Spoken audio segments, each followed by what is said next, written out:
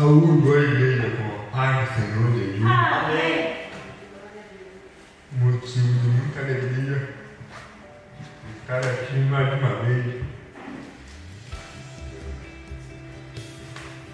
E para não perdermos tempo, vou pedir aos irmãos que abrem suas Bíblias no livro de Lucas, doutor e evangelista Lucas. Vamos falar do Evangelho de Jesus. Aleluia. Muitos dizem, né? Evangelho de Lucas, Evangelho de Mateus, mas não. Evangelho de Jesus. Amém. Foram apenas escritores usados para testemunhar o Evangelho de Jesus. Amém. Lucas 15, a partir do versículo 11, uma passagem bastante conhecida, né? Uma passagem que me identifica muito. Eu já falei isso em todo lugar que eu já passei e gosto de frisar essa parábola, né? Parábola do filho pródigo. Parábola os irmãos, eu creio que os irmãos aqui já sabem, né? Parábola é uma forma que Deus e Jesus Cristo usava para pregar a palavra de Deus mais fácil, de maneira que nós possamos entender mais fácil, né? Que Jesus Cristo usava em quase todas as suas pregações parábolas para despertar o entendimento do povo. Então, parábola, muitas das vezes, quando as pessoas falam parábola, não são fatos que aconteceu, mas são narrativas usadas por Jesus para pregar o Evangelho de Cristo. Tá bom? Vou ler alguns versículos porque a parábola ela é comprida. Versículo 11, começando.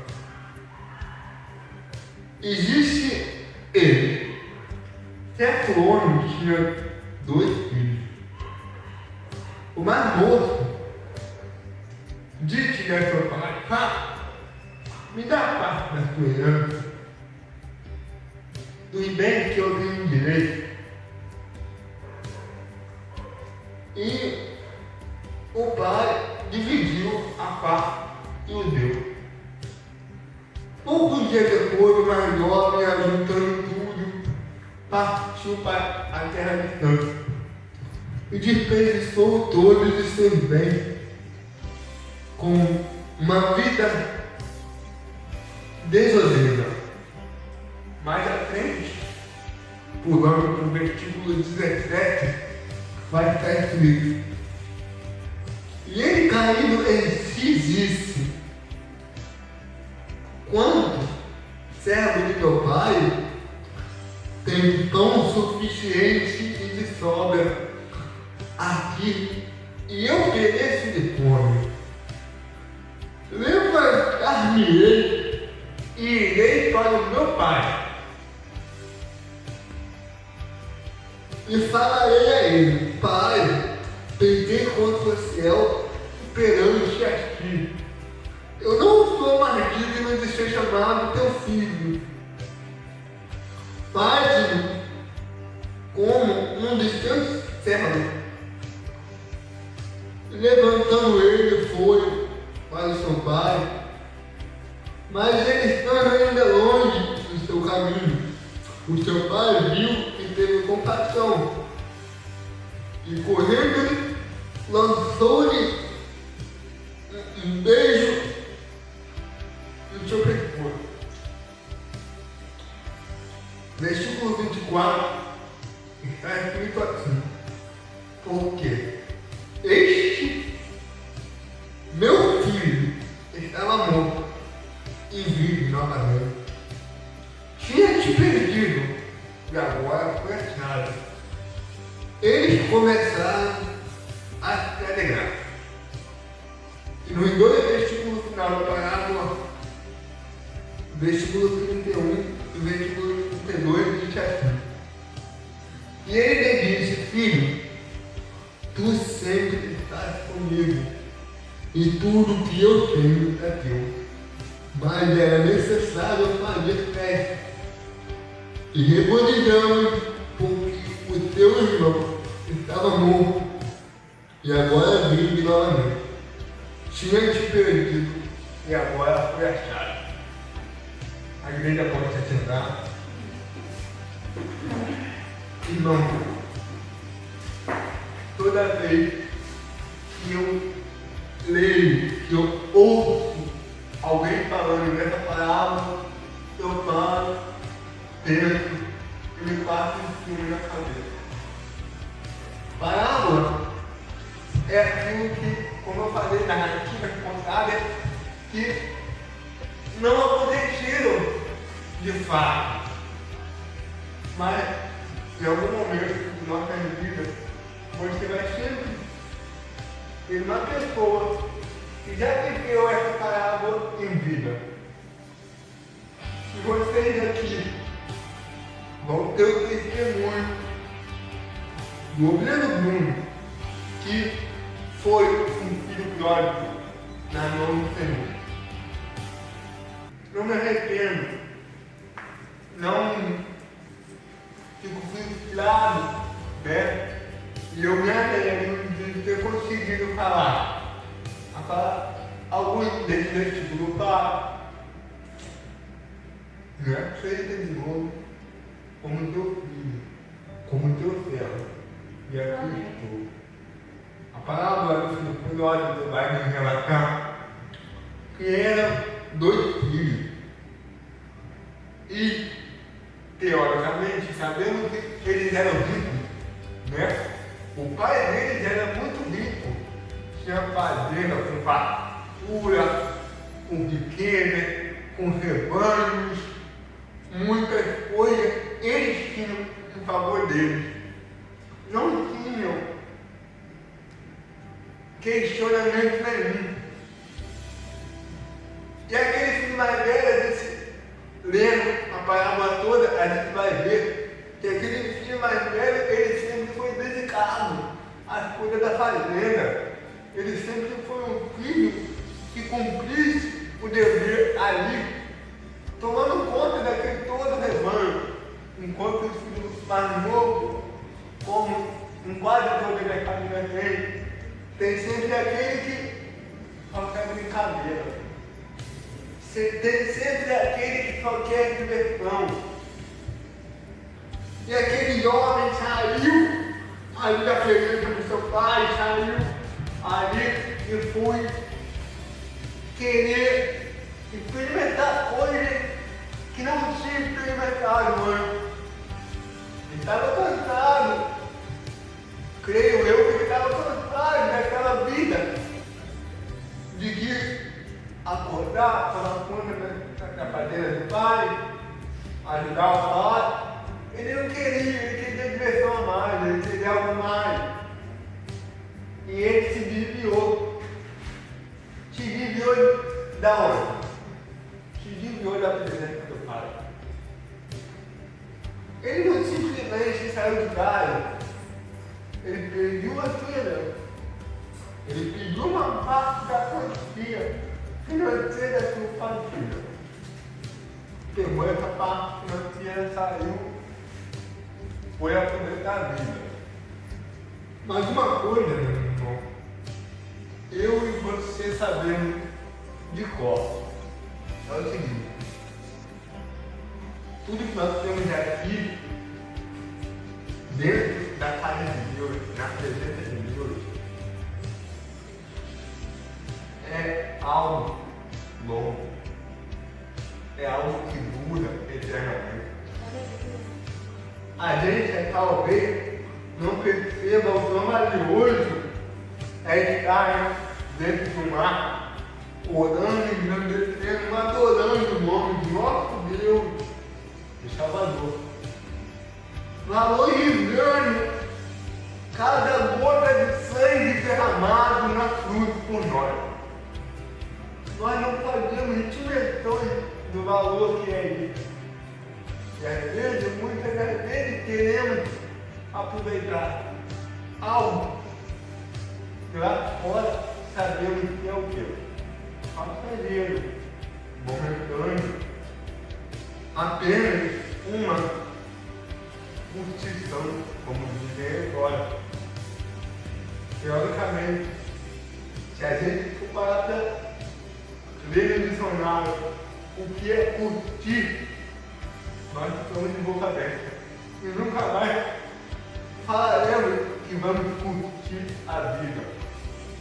O que curtir é quando no abatedouro, numa fazenda, os homens que trabalham nessa área falam, vamos curtir certa carne.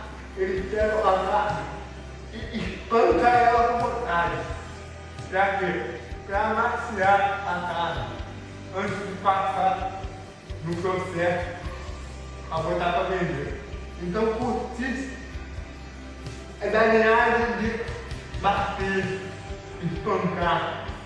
Quando falamos que iremos curtir nossa vida, estamos falando que estamos batendo, espancando, maltratando nossa própria vida. É detalhe que às vezes falamos sem pensar, mas acabamos nos colocando em brechas, na qual o inimigo está sempre pronto a aproveitar ela, porque ele só precisa de uma brecha. Ele não dorme, ele fica ao nosso derredor, rodeando, gravitando como um leão, esperando a oportunidade. Mas se nós não demos essa brechazinha, a procura dele vai ser em vão. Porque eu estava contando essa semana uma pessoa. Ele não é cristão, essa pessoa, mas ele frequenta a igreja. E eu falei com ele, olha, na nossa vida só acontece coisa se Deus permitir. Não tem essa. Aconteceu tudo na vida de Jó, mas tudo foi permissão de Deus. Em momento algum, Jó deu voz, deu clamor ao inimigo. Não, ele falava, não vim ao mundo, não voltarei, engrandecido seja o nome de Deus. Ele sabia que Deus estava permitindo ele passar por aquilo ali. Então hoje, Deus permite nós passar por certas situações. Nessa parábola nós vamos entender que ali houve uma permissão de Deus. Nessa parábola, Deus permitiu aquele jovem sair, experimentar o mundo, para que ele pudesse ver, sentir na pele a dor de como é viver fora, de como é viver longe da presença de Deus. Eu quero contar junto com essa parábola um testemunho da minha vida para os irmãos que se encaixa, perfeitamente nessa parábola. Eu hoje tenho 31 anos. Eu sou de berço evangélico. Desde pequeno eu era levado por minha tia, minha avó, Minha avó, se eu tivesse demorado a buscar o evangelho, tá? Minha avó não era evangélica, minha avó, eu acredito que Deus fez todo o processo para trabalhar na vida dela, porque eu creio que ela morreu em Cristo, morreu em salvação, mas ela foi aceitar Jesus perto da sua sepultura, né? Anos antes, mas ela passou uma vida toda de batalha e muita crítica no Evangelho. E minhas tias sempre foram mulheres de fé, sempre acreditavam que eu podia crescer. E aí eu fui evangélico de Deus. Ia, porque não andava, né? Não andava, então eu ia acompanhar a minha tia, me levava, até que eu comecei a andar depois do tempo. E aí, continuei caminhando minhas próprias perninhas. Fui caminhando, fui conduzindo, eu fui conhecendo as coisas de Deus. Mas eu cheguei num ponto de vida de que eu já não me sentia mais dependente da minha tia, da minha avó, do meu pai. Já andar, já caminhar. E chegou um ponto da minha vida que eu achei que eu podia viver longe de Deus. Chegou um ponto da minha vida que eu falei, poxa, tenho 17 anos, já tenho meu salário, garantido. Não preciso mais ficar indo para a igreja, não preciso mais ficar dependendo das minhas filhas. Eu vou viver sozinho, vou curtir minha vida, né? Cheguei ao ponto de falar que eu ia curtir minha vida. E fui sair da igreja, conheci pessoas diferentes, conheci pessoas novas, né? Me envolvi no meio de coisas que nem condiz, né? Vou reduzir aqui de certa forma, né? Obrigado.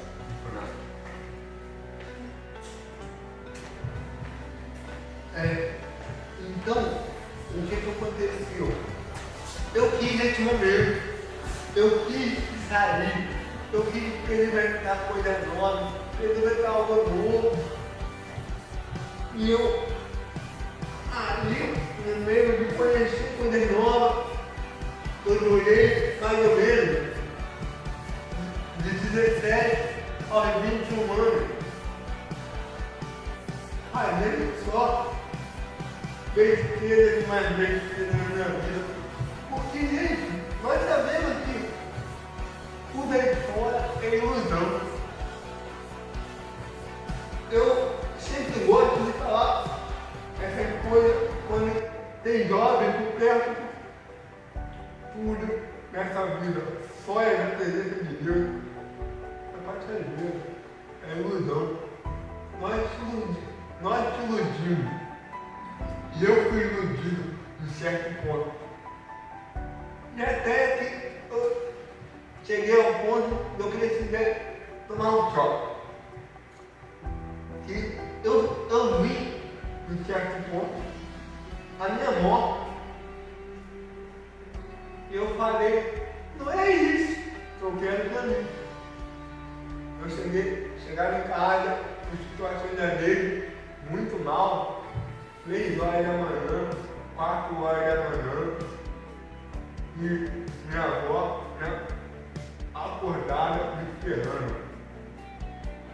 Aí eu, certa vez, eu acordei por volta de 10 e pouco, quase meio-dia, parei, fiquei sentado na cama e falei, será que é isso que eu quero pra mim? Será que esse o valor que eu vou dar para minha avó, tanto batalhou comigo, quando eu nem andava, quando eu nem falava, meus pais tá recebendo notícia que eu estou andando com isso, estou andando com aquilo, estou no meio disso, estou no meio daquilo.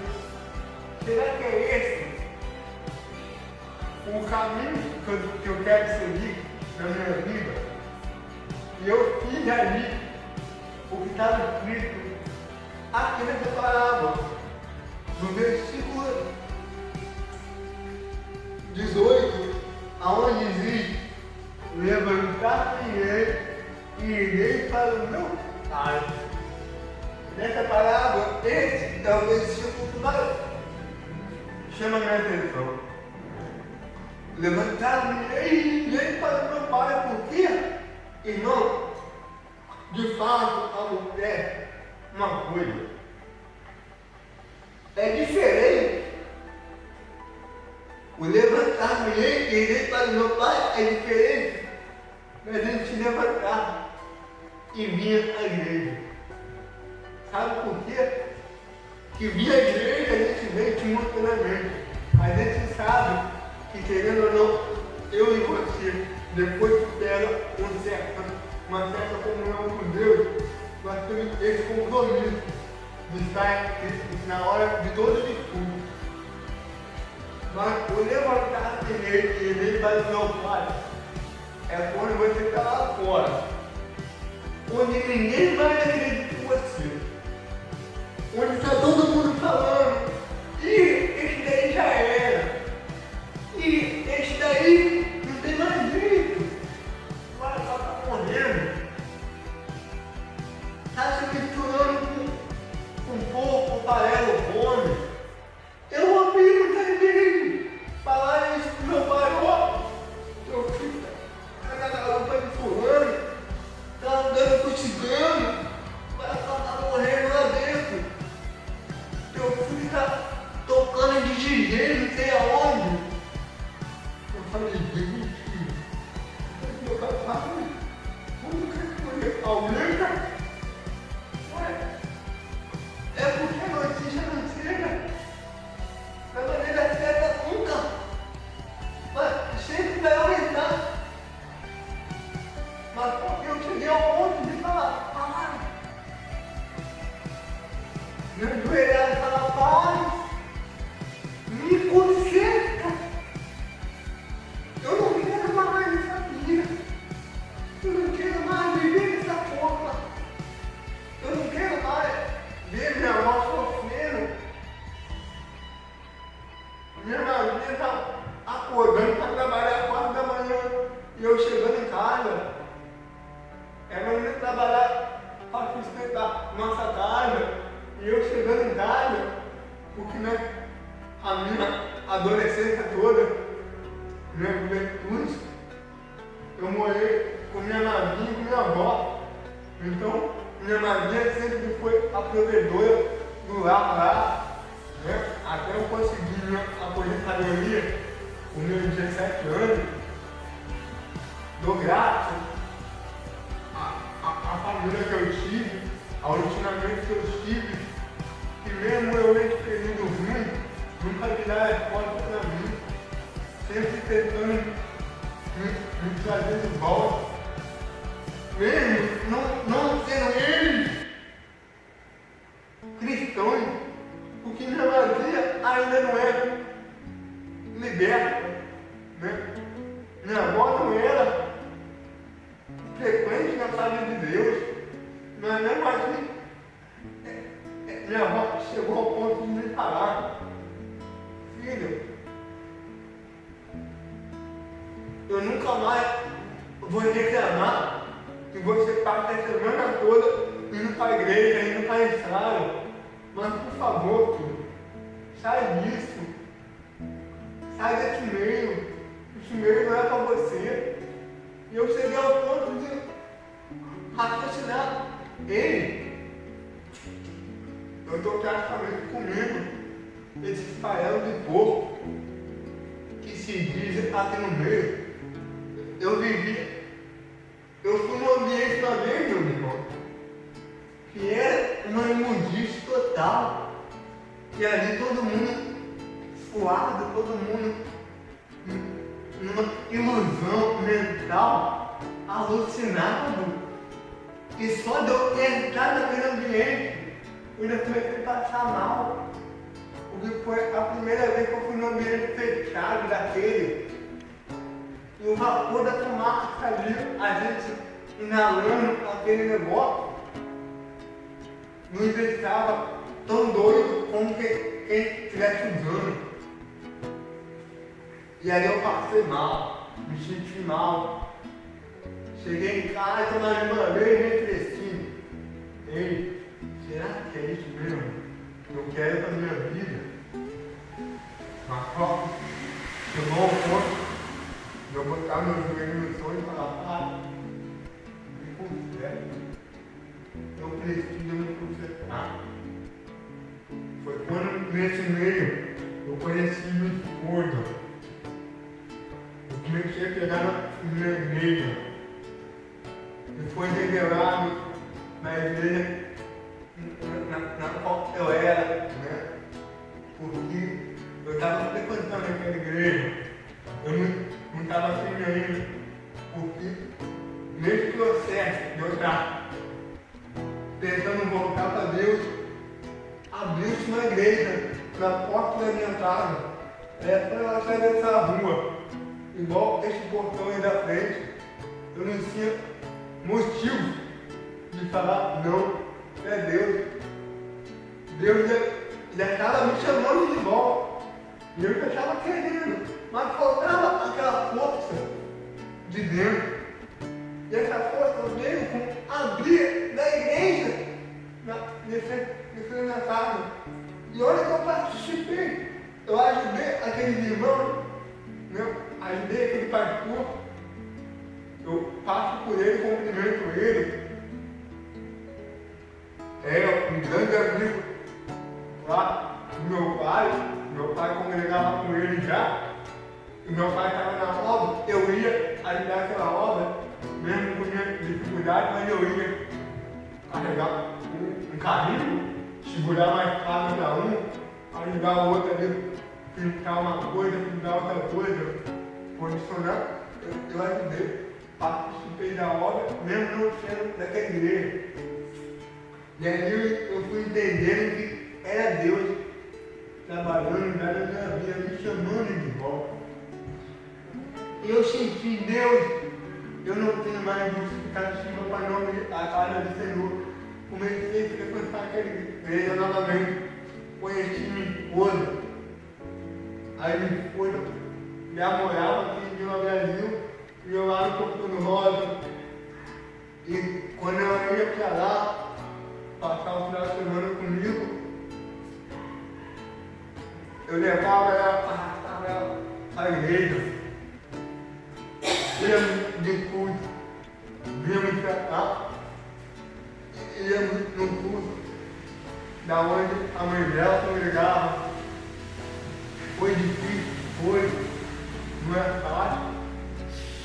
Quem disse que Jesus falou que fazer a obra ia ser fácil? Mas eu precisei desse momento de olhar e falar, Pai, eu pequei contra o céu, eu pequei contra si. Me dê mais uma chance de ser chamado teu filho. Porque muitas das vezes nós estamos na igreja, mas estamos com a cabeça lá fora. Muitas das vezes a pessoa, eu creio que aqui não tem ninguém assim, mas tem muitas igrejas aí que estão cheias de pessoas com a mente lá fora, com a mente vazia, porque não se voltou para o Pai, e sim se voltou somente por tempo. Só é frequentador de tempo, mas não se entregou de corpo e alma ao Pai. O Pai só trabalha na nossa vida, quando a gente se entrega de corpo e alma para Ele. Sabe por quê? Porque Ele não tem filho bastardo. Porque Ele não tem, né? Como diz, nós não estamos para com Ele como um padrasto. Filho adotivo, não. Nós somos filhos legítimos. Nós somos herdeiros de uma grande bênção celestial que está por vir. Só vamos usufruir dela, dessa herança que nós temos ao nosso favor, só vamos usufruir dela quando partimos dessa uma nova vida, na volta de Cristo. Mas por enquanto nós temos que estar aqui contemplando, glorificando e adorando o nome dele. E falando baixo do nome dele para aqueles que estão lá fora, para aqueles que possam também falar como nós falamos um dia, levantar no meio dele para o meu Pai.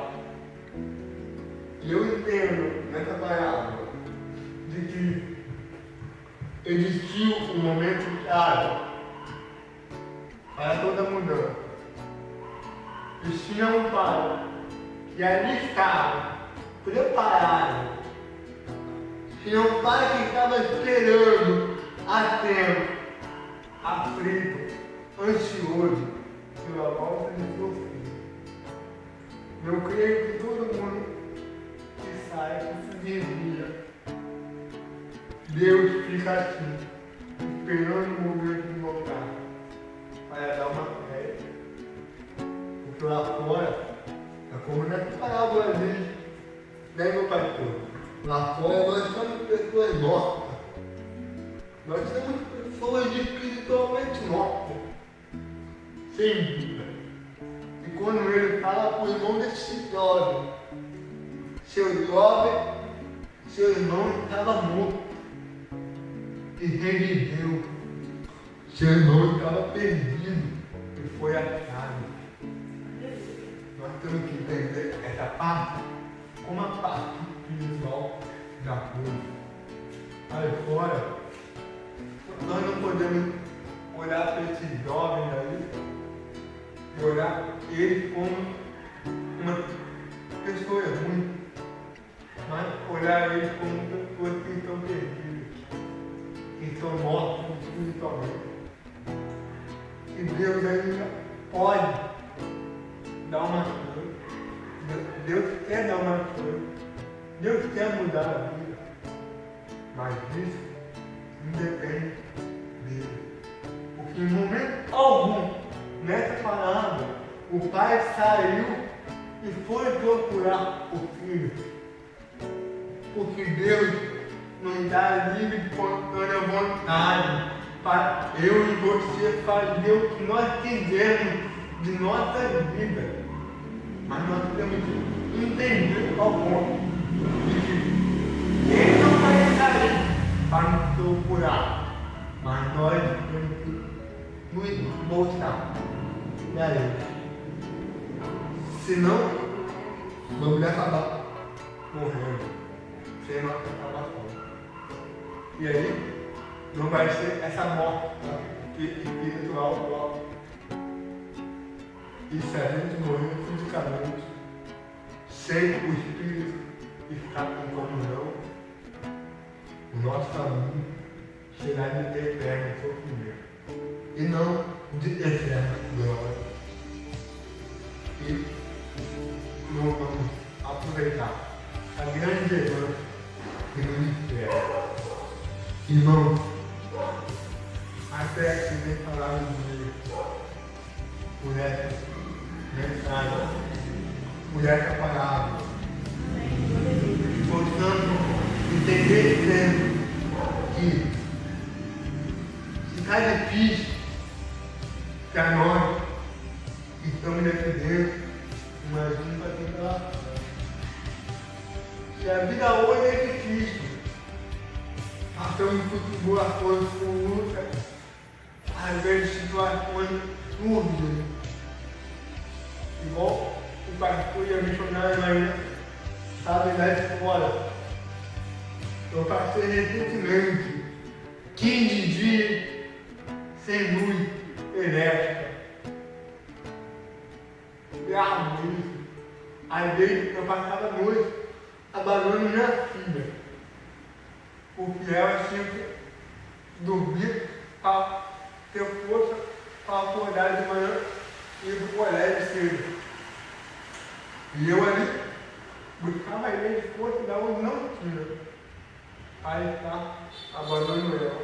E chegava a um ponto meu corpo físico já não aguentava mais. E eu não deixava levar no colo.